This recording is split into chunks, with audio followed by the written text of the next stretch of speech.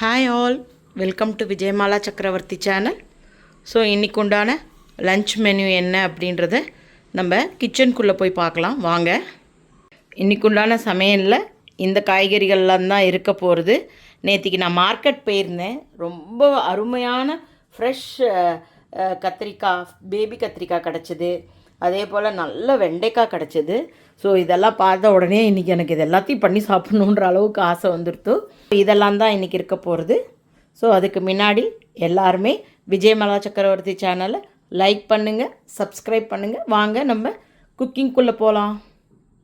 So நம்ம first எண்ணெய் கத்திரிக்காய் பண்ணின்றலாம். தொட்டுக்கு ஃபஸ்ட்டு சாதத்துக்கு பிசைஞ்சிக்கிறதுக்கு இது வந்து கத்திரிக்காயை வந்து சும்மா இந்த மாதிரி பூச்சியெல்லாம் எதுவும் இல்லையேன்னு சொல்லிட்டு கட் பண்ணிவிட்டு ஜலத்தில் போட்டு வச்சுருக்கேன். ஒரு பெரிய சைஸ் வெங்காயம் வந்து ஒரு ஃபுல் சைஸ் எடுத்துட்டுருக்கேன். ஒரு 3 தக்காளி, ஒரு 7-8 பல் பூண்டு எடுத்துட்டுருக்கேன். புளியை நனைச்சி வச்சுட்டுருக்கேன், சாரி. அதுக்கப்புறமா 2 டீஸ்பூன் தனியா எடுத்துட்டுருக்கேன். 1 டீஸ்பூன் கடலப்பருப்பு, 1/2 டீஸ்பூன் கடுகு, 1/2 டீஸ்பூன் வெந்தயம், ஒரு 3/4 டீஸ்பூன் ஜீரகம், 1 டேபிள் ஸ்பூன் சோம்பு எடுத்துட்டுருக்கேன். இதோட வந்து வத்த மிளகா ஆட் பண்ணிக்கணும். அடுப்பில் வந்து மண்சட்டி போட்டுருக்கேன். நல்லெண்ணெயை குத்தின்ட்டுருக்கேன். இது வந்து சுட்டதுக்கப்புறம் இந்த சாமான்கள்லாம் ஃபஸ்ட்டு வறுத்துக்கலாம். எண்ணெய் நல்லா சுட ஆரம்பிச்சுடுத்து இல்லையா? இப்போ நம்ம இந்த சாமான்கள்லாம் இதோட ஆட் பண்ணிக்கலாம். எல்லாத்தையுமே ஒன்றா போட்டுக்கலாம், ஒன்றும் தப்பு இல்லை.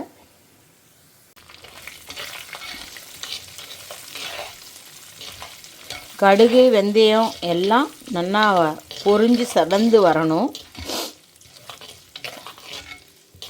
எப்பயுமே வத்த குழம்பு, புளிக்குழம்பு இதெல்லாமே நல்லெண்ணெயில் பண்ணுங்கோ. உடம்புக்கும் நல்லது. டேஸ்ட்டு அதோட மனம் வந்து அவ்வளோ நல்லாயிருக்கும். கருவேப்பிலை கொஞ்சம் தாராளமாக போடுங்கப்பா, ஒன்றுமே பண்ணாது உடம்புக்கு. டேஸ்ட்டும் நல்லாயிருக்கும், ரொம்ப உடம்புக்கு ஹெல்த்தியானது. ஒரு 7-8 மிளகா, நீங்கள் உங்களுக்கு காரத்துக்கு தகுந்தாப்பில் கார மிளகாயோ இல்லை காஷ்மீரி மிளகாயோ ஏதோ ஒன்று போட்டுக்கோங்க. எல்லாமே நான் பெங்களூரில் இருக்கிறதுனால எனக்கு வந்து பியாடிகை சில்லி கிடைக்கிறது. அதனால் நான் அதை தான் இப்போ சத்திக்கு என்னோடய ஹெல்த்து கம்ப்ளீட்டாக பேக் டு நார்மல் வர வரைக்கும் நான் வந்து காரம் சாப்பிட்றதுக்கு இல்லை. அதனால் நான் இந்த மிளகா யூஸ் பண்ணிட்டுருக்கேன். நீங்கள் நல்லா காரம் சாப்பிட்ற ஆளாக இருந்தால் குண்டூர் மிளகாயோ இல்லைனா நல்ல காரம் கொடுக்குற மிளகாலாம் இருக்கு இல்லையா, ஆந்திரா மிளகா, அது கூட நீங்கள் ஆட் பண்ணிக்கலாம், ஒன்றும் தப்பு இல்லை. காரம் பியூர்லி உங்கள் ஃபேமிலிக்கு தகுந்தாப்பில் நீங்கள் டிசைட் பண்ணி போட்டுக்கோங்க. இது கொஞ்சம் நல்லா செவக்கட்டும். இப்போ பெருங்காயம் ஆட் பண்ணிக்கிறேன். பார்த்தீங்கன்னா நல்ல மிளகாலாம் வறுபட்டு அந்த குண்டு குண்டாக ஆகிடுது மிளகாலாம். இப்போ நல்ல எண்ணெயில் பொரிஞ்சு தனியாகவும் நல்லா வறுத்துருத்து, கடலப்பருப்பு செவந்துருத்து. நம்ம இப்போ இந்த வெங்காயம், தக்காளி, பூண்டை இதோடு ஆட் பண்ணிக்கலாம்.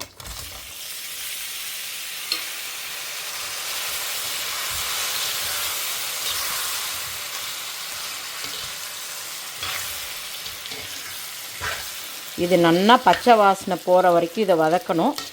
இது கொஞ்சம் நேரம் நான் இதே தட்டை போட்டே மூடி வைக்கிறேன். வதங்கட்டும், நான் அப்புறமா காமிக்கிறேன்.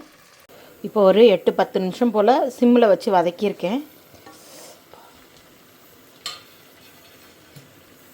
பார்த்திங்கனாக்கா ஓரளவுக்கு தக்காளி எல்லாமே வதங்கி எடுத்து இது கூட பேர் என்ன, வெங்காயம் கூட நல்ல கண்ணாடி பதம் வந்துடுத்து. இதுக்கு மேலே வேண்டாம்.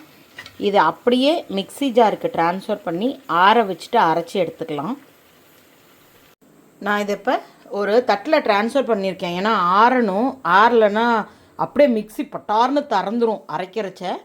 இப்போ வந்து வானலியில் அதே மண்சட்டிலேயே வந்து நான் எண்ணெய் கொஞ்சம் எடுத்துட்டுருக்கேன். இது வந்து நம்ம நார்மல் கடல் எண்ணெய் தான். இந்த எண்ணெய் சுட்டதுக்கப்புறமா இதை பொரிச்சிக்கலாம். இது பொரிக்கிற நேரத்துக்கு கரெக்டாக அது ஆறி நம்ம அரைச்சிட்டோம் அப்படின்னாக்க இந்த அரைச்ச விழுதையும் இந்த கத்திரிக்காயோடு சேர்த்துக்கலாம். இது கொஞ்சம் நேரம் சுடட்டும். கூடவே சாதமும் ரெடி ஆகிடுது. ஸோ இந்த சாதங்கள்லாம் விழுறது இல்லையா, அந்த ஜலம் தரன்னு தெரிக்கும் இல்லையா, அதை துடைக்க போய் இந்த மாதிரி கையெல்லாம் சுட்டுக்க வருது. இதான் வேலை. இதுதான் பிரச்சனைன்னு தெரிஞ்சு கூட புத்தி வேலை செய்ய மாட்டேங்கிறது. அப்பப்போ அதை துடைச்சிட்டே இருப்பேன், பாத்திரத்தில் சுட்டுப்பேன். ஸோ பாவம் எங்கள் ஹஸ்பண்ட் தான் புளியெல்லாம் இன்றைக்கி கரைச்சி கொடுத்தார். இப்போ எண்ணெய் சுட ஆரம்பிச்சுடுத்து, நல்லாவே சுட்டுடுத்து. பொறுமையாக இது ஜலத்தில் வச்சுருக்கறனால கத்திரிக்காயை மேலே தெளிச்சிக்காமல் போடணும். ஓரமாக பார்த்து போடுங்க.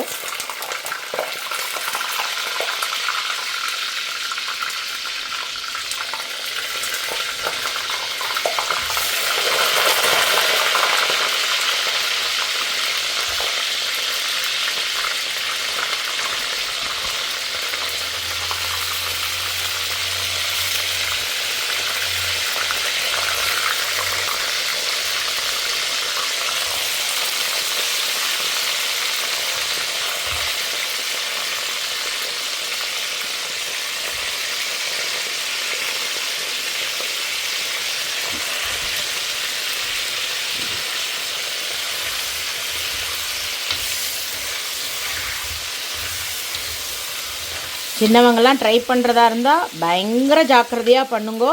மேலே தெரிச்சிக்காதீங்கோ தயவுசெய்து. கொஞ்சம் தள்ளி நின்னே போடுங்கோ. முடிஞ்ச மட்டும் எல்லோரும் இந்த பெரிய கரண்டியை எப்படியாவது வாங்க ட்ரை பண்ணுங்கோ.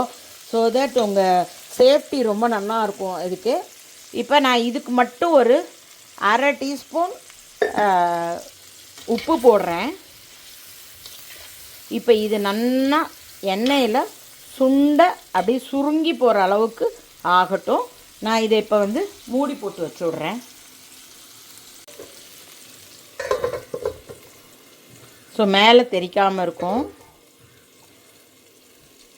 இந்த சின்ன பசங்கள்லாம் எனக்கு சம்டைம்ஸ் பயமாக இருக்கும். ஐயோ இதெல்லாம் பார்த்துட்டு ட்ரை பண்ணிவிட்டு இந்த ஆண்டி ஏதோ சொன்னாலே மேலெல்லாம் தெரிச்சுடுத்துன்னு இல்லாமல் கொஞ்சம் கேர்ஃபுல்லாக பண்ணுங்கப்பா ப்ளீஸ். இப்போ ஒரு ஃபியூ மினிட்ஸ், ஒரு 10 நிமிஷத்துக்கு மேலேயே ஆகிடுத்து. ஓரளவுக்கு இப்போ கத்திரிக்காயோட கலர்லாம் மாறி இருக்குது. கொஞ்சம் கொஞ்சம் சுருங்க ஆரம்பிச்சிடுது. இப்போ நம்ம என்ன பண்ணிக்கலாம், இந்த புளி ஜலத்தை ஆட் பண்ணிடலாம். ஸோ அது கத்திரிக்காய் நல்லா வெந்துடும்.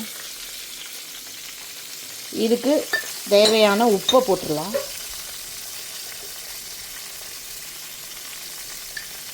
ஆல்ரெடி அந்த வெங்காயம் தக்காளியில் கொஞ்சம் போட்டிருக்கேன் வதங்கிறதுக்கோசரம். இப்போ ஒரு டீஸ்பூன் போல் போட்டிருக்கேன். தேவைப்பட்டால் பின்னாடி போட்டுக்கலாம். இதுக்குண்டான மஞ்சப்பொடி ஒரு அரை டீஸ்பூன் மஞ்சப்பொடி. மஞ்சப்பொடி எல்லாமே கொஞ்சம் தாராளமாக சேர்த்துக்கலாம். ஏன்னா வயிற்று புண்ணெல்லாம் நமக்கு ஆற்றக்கூடிய தன்மை. நம்ம இந்தியன் ஃபுட்லேயே நம்மளுடைய ரொம்ப ப்ரீஷியஸான ஒரு விஷயம்னா இந்த மஞ்சப்பொடி. இப்போ இது நல்லா கொதிக்கட்டும். கத்திரிக்காயும் இன்னும் கொஞ்சம் வெந்துடட்டும். இப்போ புளி நல்லா கொதிக்க ஆரம்பிச்சிடுத்து. நம்ம அரைச்சி வச்ச விழுத இதோடு ஆட் பண்ணிடலாம்.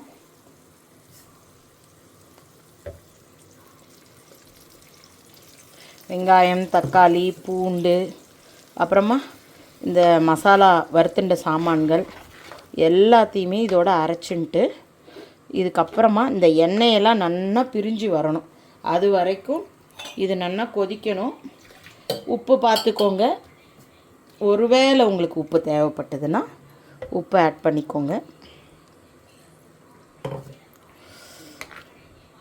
எண்ணெய் கத்திரிக்காய்ன்றதுனால கொஞ்சம் எண்ணெய் கூட தான் இருக்கும். எண்ணெய் ஜாஸ்தின்னு நினைக்காதீங்க.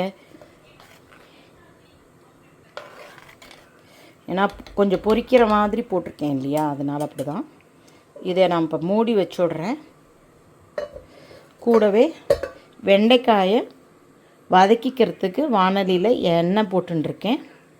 இப்போ இதுக்குண்டான சாமான்கள்லாம் வறுத்துக்கிறதுக்கு போட்டுக்கலாம். 1 டீஸ்பூன் கடலைப்பருப்பு, 1 டீஸ்பூன் உளுத்தப்பருப்பு, 1/2 டீஸ்பூன் கடுகு, கொஞ்சமாக ஜீரகம், வத்த மிளகா. இவ்வளோ போட்டால் போகிறோம். இதை நல்லா வறுத்ததுக்கப்புறமா நம்ம வெண்டைக்காயை இதோட ஆட் பண்ணிக்கலாம். காயெல்லாம் நான் இது பருப்பெல்லாம் செவந்திருக்கு, தூக்கி பிடிச்சி போடுங்க. வெண்டைக்காயை ஆட் பண்ணிக்கலாம். ஒரு நிமிஷம் இருங்கப்பா.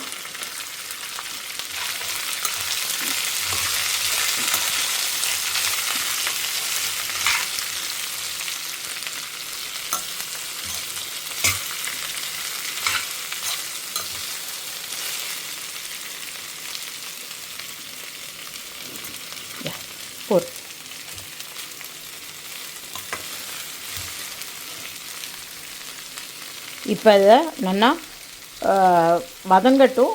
நம்ம அதுக்குள்ளே குழம்பு இப்போ தான் நுரக்கட்ட ஆரம்பிச்சிருக்கு.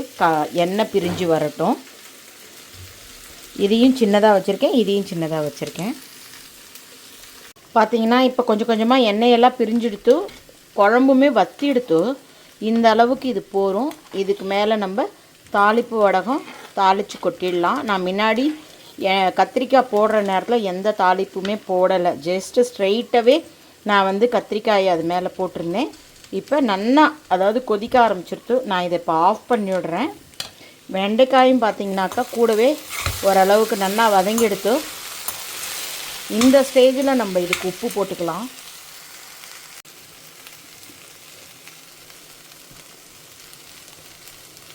நான் 1 டீஸ்பூன் உப்பு போட்டிருக்கேன். இதுக்கப்புறமா ரொம்ப உங்களுக்கு குழகுழப்பு வராது. நல்லா ஃபஸ்ட்டே வெண்டைக்காயில் நீங்கள் உப்பு போட்டிங்கன்னா குழகுழப்பு ஜாஸ்தி வரும். ஓரளவுக்கு வதங்கினதுக்கப்புறமா உப்பு போட்டிங்கன்னா கொஞ்சம் அந்த ஸ்ட்ரிங்காக வராது, கொஞ்சமாக வரும். கொஞ்சம் நேரம் கழித்து அதுவும் அடங்கிடும். ஸோ இது நல்லா வதங்கினதுக்கப்புறம் இதில் தேங்காய் பூ போட வேண்டியதான். வெண்டைக்காய் நல்லா ஓரளவுக்கு வதங்கிடுத்து இப்போ தேங்காய் பூ போட்டுற வேண்டியதான். போட்டுட்டு இப்படி நல்லா பரட்டி விடுங்க. ரொம்ப எம்மியாக இருக்கும் இதோட டேஸ்ட்.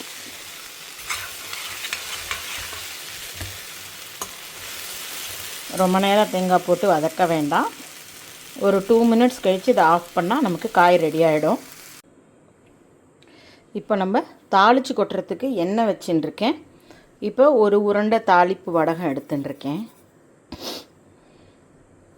இது ரொம்ப கருக்காமல் பொரிஞ்ச கையோடு இதை நம்ம அதில் போட்டுடலாம்.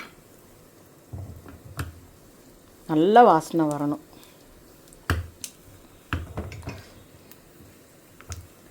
பாருங்கள், சரி அதில் இருக்கிற தாளிப்பில் உள்ள கடுகெல்லாம் பொரியறதுக்கு சரியாக நம்ம இதை அப்போ ஆஃப் பண்ணிட்டோன்னா கரெக்டாக இருக்கும், கருப்பாகாமல் இருக்கும். இப்போ குழம்புல போட்டுடலாம்.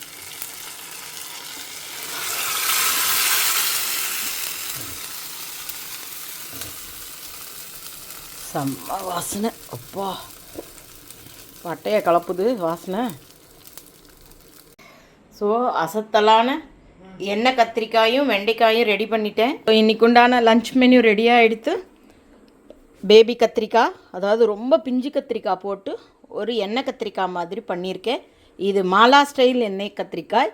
தாளித்த வடகம் போட்டிருக்கேன் நான். அதுக்கப்புறமா வெண்டைக்காயை வதக்கலாட்டம் பண்ணி தேங்காய் பூ போட்டிருக்கேன்.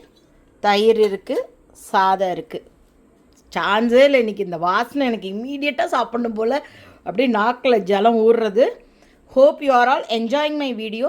உங்களுக்கு பிடிச்சிருந்ததுன்னா தயவுசெய்து லைக் பண்ணிவிட்டு வீடியோ பாருங்கள். தேங்க்யூ ஃபார் வாட்சிங். Please like and subscribe my channel. Bye bye all.